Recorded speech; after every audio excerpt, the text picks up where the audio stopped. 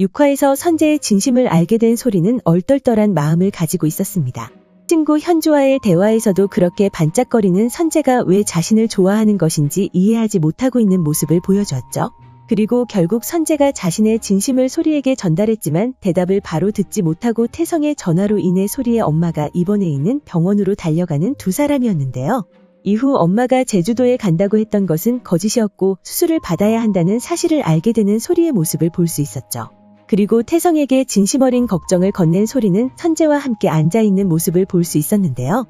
이후 선재가 자신의 마음을 다시 한번 전하려 하자 소리는 그의 말을 가로막으며 자신에 대한 감정이 착각이었을 것이라 말하며 오해하게 만든 자신의 행동을 사과하고 있었습니다.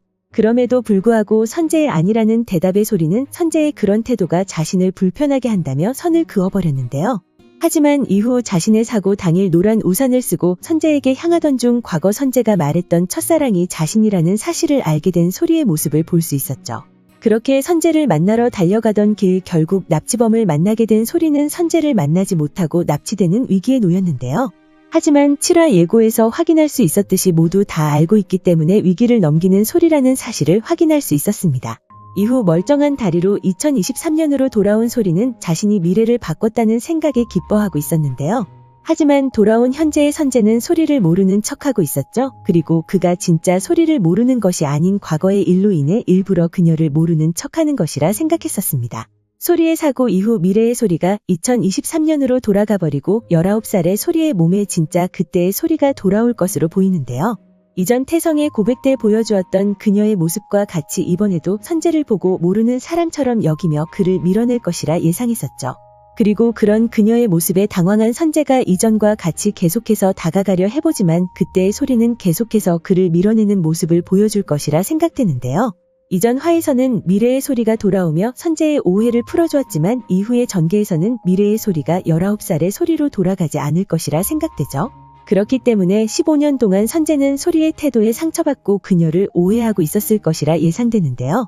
그래서 예고에 나왔던 것처럼 소리가 자신이 제안받은 영화의 관계자라는 사실을 알게 된 선재가 그녀 때문에 영화를 거절하는 모습을 보여준 것이라 생각됩니다. 하지만 이전 영상에서는 영화를 거절하고 자신을 찾아온 소리를 모르는 척한 선재의 모습이 나온 이후 집에서 그녀가 남긴 타임캡슐을 열어보는 장면이 나올 거라 말씀드렸었는데요. 그렇게 소리의 모든 진심을 알게 된 선재가 그녀를 찾아가게 되고 서로의 진심을 확인한 두 사람이 좋은 관계로 발전하는 모습을 볼 수 있지 않을까 생각했었습니다. 그리고 서로의 진심을 확인한 두 사람의 첫 만남은 선재의 콘서트 장소가 아닐까 생각되는데요. 관계가 발전된 상태에서 소리는 선재를 보기 위해 그의 콘서트가 열리는 장소로 향할 것으로 보이죠.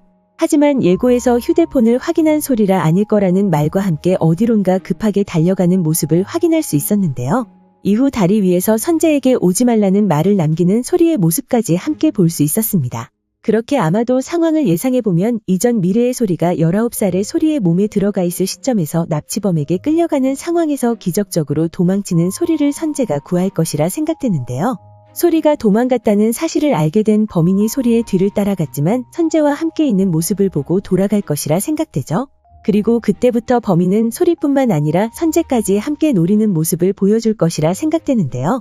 그렇게 범인의 타깃이 자신뿐만 아니라 선재까지 함께 노리고 있다는 사실을 알게 된 소리가 콘서트 장소에 범인이 서성거리고 있다는 사실을 알게 될 것이라 예상됩니다.